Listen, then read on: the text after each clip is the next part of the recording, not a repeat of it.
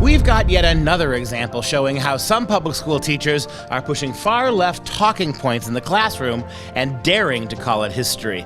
I'm Dr. Duke. This is The Dr. Duke Show.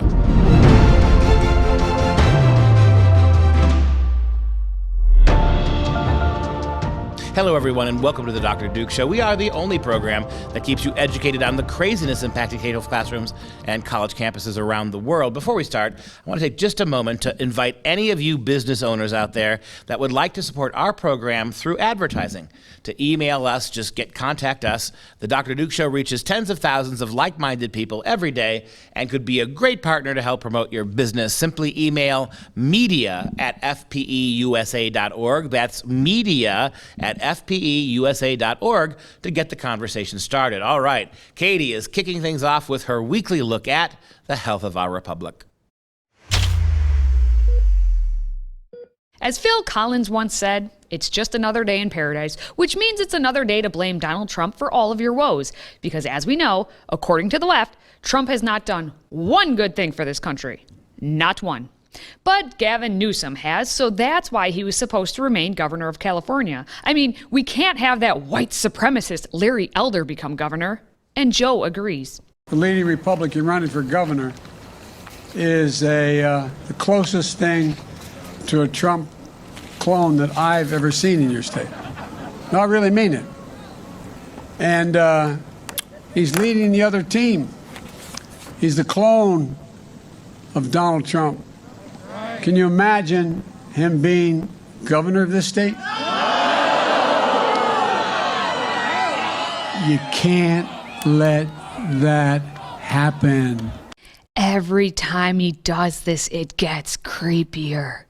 No need for Biden to be president of the United States and actually lead the country. Instead, just continue Biden your time while avoiding all responsibility for the Americans still stuck in Afghanistan. Put out the mask mandates, even for the vaccinated, and oh no, the earth is on fire. Or it's freezing. Whichever happens with the political expediency. Which brings us to today's question. What's the craziest thing you know happening in the state of California? Because there's always something happening, and it's always crazy. Let me know in the comments, and please make sure to share this video to let all of the country know what is happening in Californication. And the crazy from California brings us to... Where in the world is Kamalama Lama Ding Dong? Of course she was out there campaigning for Newsom. She only had to quit the presidential race before her own state of California voted because she did her job as senator so well that Californians were not willing to vote for her. That's why she's vice president of the United States right now. Oh, and she is black. But hey, she's qualified. Bay Area. Good to be home. So I landed about just a short time ago, and I'm here for one purpose. I came home for one purpose. I always want to come home, but it was really important to me to come home today, to stand and speak in support of my dear friend, my long-standing friend, a great California leader, a great American leader, Governor Gavin Newsom. Here's what you're probably thinking right now. Californians are hurting, and they couldn't care less what Kamala Harris says. They couldn't care less what Joe Biden says. Thank you, Larry Elder. We'll get to you in a moment. Meanwhile, Biden was out campaigning in California and hitting the golf course in Delaware, and that's to be praised because it's not Donald Trump doing it. Then it would be evil. So, Joe, what is supposed to happen again? Vote no on the recall election today to keep California moving forward. It was one sentence, and you can tell he needed to read it. I actually take more issue with his use of forward, the motto of my home state. Look it up if you will. And what does that even mean to him? Forward off the cliff and into the abyss? The abyss. It's Gavin Newsom or the abyss. And what does that mean? Isn't it amazing? We're living in a moment in time where we're debating democracy. We're actually literally debating democracy in this country. The big lie, the insurrection on January 6th, all the voter suppression bills you're seeing in red states all across this country, and the whole idea that a constitutional right, the right to choice, the right to reproductive freedom. The rights of women now are under assault. What a remarkable moment it is in American history. Did you also notice the positioning of that bear to Gavin Newsom's head? Go back and watch it. But the real question, does anyone see the hypocrisy and posturing of all this? Of course you do. You're not as blind to it as, say, the Representative Alexandria Ocasio-Cortez, who is all the talk of the town at the Met Gala in her tax-the-rich dress to an event that cost but $30-some thousand to attend. Just $30,000 to be amongst the other hoity-toity and make their statements. And she's right. The medium is the message, one that is written in what does look like blood. And we asked, what does it mean to be two working class women showing up to the Met? And so we decided that we're going to do it. We're going to send the message. Tax the rich.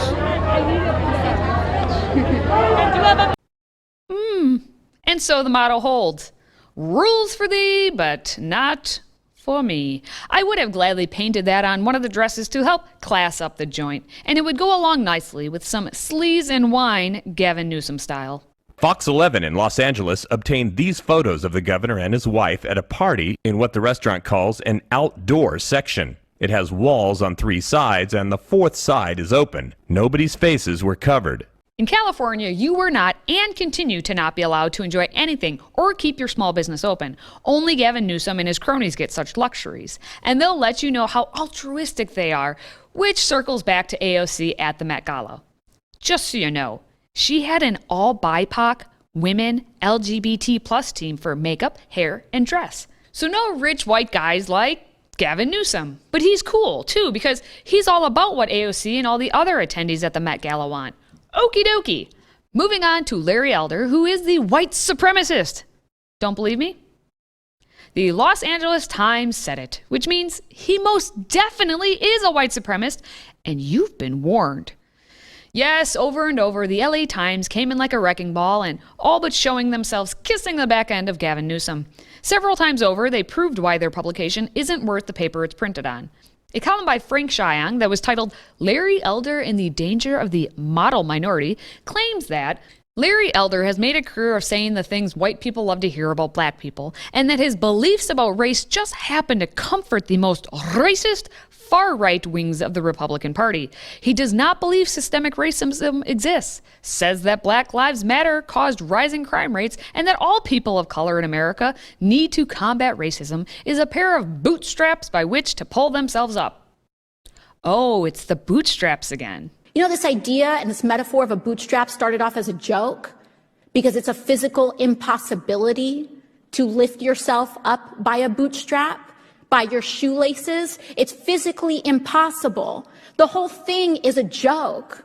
A person in a gorilla mask is a joke, but in California, it's just an excuse for a white lady to throw eggs at Larry Elder and not be considered a racist.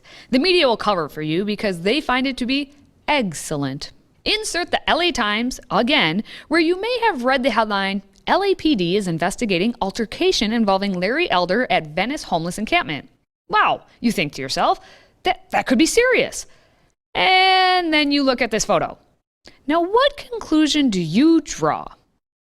Of course, the LA Times chose a photo that makes it look like Elder is the aggressor, because it's all about equality in California, and being a Democrat-controlled state for decades, it's the most equal of them all, right? Inequality is worse in this state, in your state, than anywhere else in the United States of America.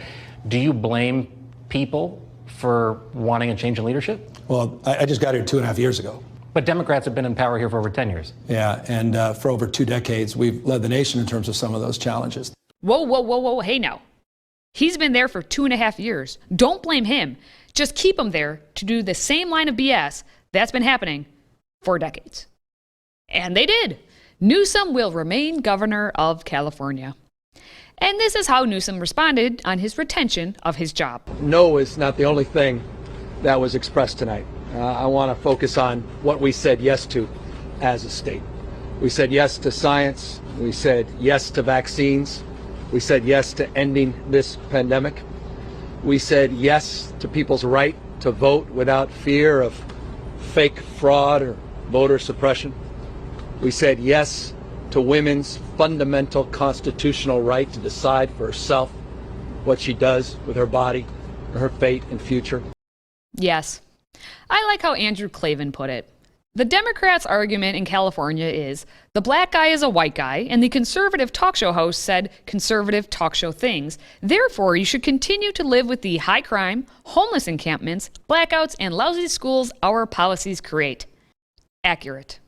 California remains California with all of its dictatorial ways and hypocritical actions. To those who are still living there, don't.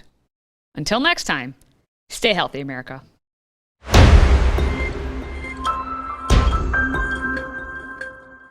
Joined now by Vicki McKenna for our weekly Culture Cast. Vicki, thanks for being here today. My pleasure. Good. Always glad to see you. And so we've got another situation in Wisconsin. Because of you have such a popular and important radio program, and I say this all the time, I've seen radio talk show hosts across country. Not only are you as good as any of the men out there, you actually are doing it from a bigger handicap in many ways. And so your voice has really become a huge, important voice in Madison and Milwaukee, all across Wisconsin, about these issues. And so a lot of moms and dads are writing to you for help, would you read this over the air? Please help me get my message out. Talk about the latest example of this. The latest example is a mother who reached out on behalf of her son, who has been exposed to a history curriculum, and she had some questions. She's been very cued into the discussions about CRT, about some of the critical race theory stuff and critical theory stuff. And so she was wondering whether or not her son's history assignment, the history curriculum that was presented to her, is CRT. Well, it's critical theory, certainly, but it's not CRT per se. So she said, it just seems a little off to me as she sends me the curriculum, which includes nothing more than popular articles in publications like Vox.com, The Atlantic, New York Times, New Yorker Magazine, all periodical posts written by popular, opinion writers. And it's all about how everything about America that has ever supported anything that could be considered pro-Trump is fascist, is neo-Nazi, is extremist. And so the entire class is focused on declaring that anyone who disagreed, who supported President Trump and disagreed with the progressives is alt-right, is an alt-right fascist. There's one specifically about conservative women and how conservative women are neo-Nazis, the ones who supported Trump because, of course, they betrayed abortion rights. About the Proud Boys, which are a group that was formed to push back against Antifa, how they're alt-right fascist neo-Nazis. And the whole thing is, again, trying to spread the poisonous narrative that anybody who disagrees with the progressive left, who disagrees with the social justice warriors, who disagrees with the wokeism of American education is by definition fascist. Mind you, fascist being redefined as anybody who disagrees with progressives. And this is the official curriculum. Yep, and as Vicki's been talking about this all through this segment, Mike's going to keep flashing some of these examples. And notice one thing here. These are not textbooks. This is one of the great dangers of your kids' modern education. There's no textbook for this class. You can't demand to see a textbook. What you get instead is a number of these, as Vicki pointed out. They are radical left-wing publications in radical left-wing journals on the internet. There's no balance here. There's no attempt whatsoever to provide a second opinion. I mean, as bad as American textbooks are, they're not this bad is what I'm trying to say. The textbooks are horrible, but at least they occasionally try to suggest that there's another point of view. These are just screeds. Can you imagine creating It's just opinion screeds. It is. Just opinion screeds. This is creating a class based on radical left-wing writers only to prove to children too young to know better about how anybody who disagrees with radical leftism is a Nazi. Well, and look at the story. And I don't know if you could pull up that picture one more time. There's a story, a publication about Kyle Rittenhouse calling him a vigilante, suggesting that he went to Kenosha to hunt down people. That is manifestly and provably false. It's provably false. This young man hasn't even faced trial yet. And he has been convicted as a 17-year-old vigilante who grabbed a gun to go mow people down in Kenosha. 100% provably untrue. And that's before a trial would ever take place on what happened in Kenosha. That's the kind of warped, bent narrative that we see coming out of the public schools. But you made a great point. At least textbooks pretend sometimes to prevent balance. I've seen some bad ones, particularly in history, but at least they pretend that there are two sides here. There's no pretense whatsoever. This is straight up spoon-fed left-wing pablum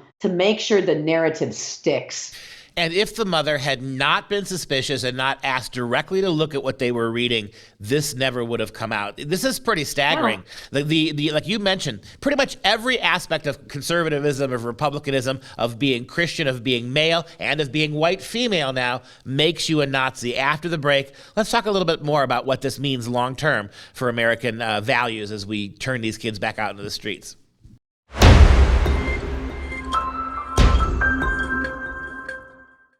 Back again with Vicki McKenna for the second half of our CultureCast broadcast. Vicki, so what do we do about this? We now know everything. You and I spent the last dozen years, and I mean it, a dozen years we've spent warning till we were blue in the face about this, and now it's happened. Now the schools have become unpenetrable, unreformable places of radical anti-Americanism. And it doesn't really matter what you think. It doesn't really matter how many school boards you go to and scream at them. It doesn't really matter. Nothing's going to stop them. They have the complete consent of government at the highest levels. They're being supported and abetted by the tech companies, the Planned Parenthood and radical left-wing organizations, LGBTQ organizations are writing this curriculum. They're getting all of this done, and there's not much a tax-paying mom can do. So what does this mean? You're funding it to the tune of tens and tens of billions of dollars in Wisconsin, $1 trillion nationally. You're writing the check for it. And you're right, Duke. There's nothing you can do. The teachers unions will say, we'll do whatever we want to do. You can complain. The best that I have seen the Republicans offer up in the state of Wisconsin is a bill that did not pass. It passed the legislature, but of course was not signed into law by Governor Evers, that would have provided transparency. So parents can have their noses rubbed into what their kids are being taught in school. That's the best. To say, okay, now moms and dads, it's in your lap. You go find a lawyer, sue the school district. If you disagree with what the school is teaching your kid, sue the school district. I've had parents who've tried to sue the school district and can't find a lawyer to take the case because the lawyers are already employed by the school district. So yeah, you're on your own. So what do you do? One more time, and maybe people are sick of hearing this, but if it takes you a year to do it, find a way to shore up your finances so that you can homeschool your children. Period.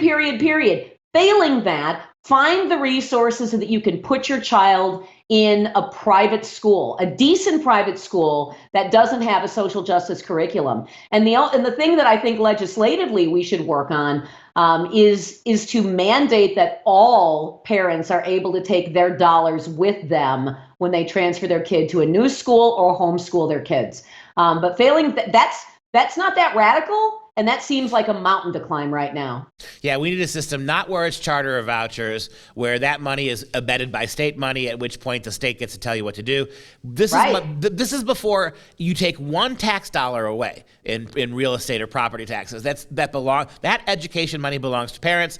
Let them spend it. And if they spend it on non-public school options, then that gets deducted from what they owe you in the public schools. Right. None of this double paying now. The mom and dad has to pay inherently for all these public schools, even if they are doing anti-American, anti-family things, and then the parents still have to find ways to pay for other schooling. No. We got to fix that from the bottom up. And the other thing I would say related to this too is about culture. You and I, in the segment we did last week, Vicki, we talked about why are Americans so tepid in their protests, right? Why they're willing to protest, they're willing to heckle, but they're not going to do, this is the bottom line. Americans still, when it comes to their children's education and a lot of other issues, they're willing to be upset, they're willing to go to a school board, but they're not willing to actually do the things that will protect their kids, like get them out of the schools. What is it about the American people? That's a good question. And I mean, I'm heartened to see all the parents show up at school boards. It's important that you go to school boards because if you can, and again, you need to make your school board fear you. And when I mean fear losing their job, fear exposure, fear attention, make them fear you. The left made them fear the left. And so that script has to be flipped. While that is happening, though, get your kids protected. There is nothing that is going to change. Listen, the point of education is not teaching your child to read. Look at the scores. It is not to teach your child to do math at grade level. Look at the scores. You have fewer than 40% of children in Wisconsin schools are proficient at reading and math. Would you buy a car that only worked 40% of the time? Hell no. You wouldn't do it. You wouldn't lay out $1 for that. But we are funding the destruction of this nation and the poisoning of your children's souls and the deconstruction of your entire core value system. We are funding it with billions of dollars. And people have to start rethinking how they're going to approach this. You need to lay into the legislature. You need to show up at your school board meetings. But while this is going on, find ways to squirrel away enough resources so you can get your kid out of that environment. Until that happens, you deprogram your child every single night.